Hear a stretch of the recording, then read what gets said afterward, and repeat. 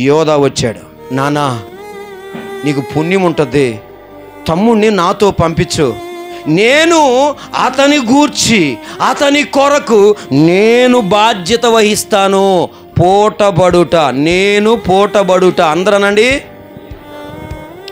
నేను పోటబడుట అంటే అర్థం ఏంటంటే నేను బాధ్యత.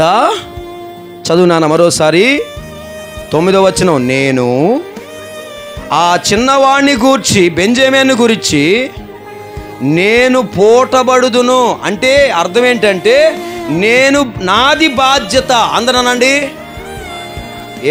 యోధా ఒక్కడే ఉన్నాడా ఆ కుటుంబంలో? ఇంకా మగోళ్ళు లేరా? అందరూ వినాలి. యోధా ఒక్కడే ఉన్నాడా? అమ్మ వింటున్నారా? యోధా ఒక్కడే ఉన్నాడా ఆ ఇంట్లో? లేదు, యోధాతో పాటు ఇంకా 9 మంది ఉన్నారా లేదా?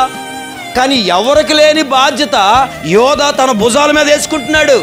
ఏమని భుజం మీద వేసుకుంటున్నాడు అంటే, నాన్నగారండి ఇశ్రాయేలు, నాన్న బెంజమిన్ని మాతో పంపించు, రెండోసారి ధాన్యానికి కానీ మీరు వస్తే మీ తమ్ముడిని పట్టుకురండి అన్నాడు ఆ రాజు. తమ్ముడిని నేను తీసుకెళ్తానంటే అప్పుడు యాకోబు, నేను మిమ్మల్ని నమ్మలేనురా, యోసేపు పోయాడు, ఇప్పుడు బెంజమిన్ని కూడా తీసుకెళ్ళిపోయి ఏదో అవుతుంది, వద్దు అన్నాడు. అప్పుడు యోధా అంటున్నాడు,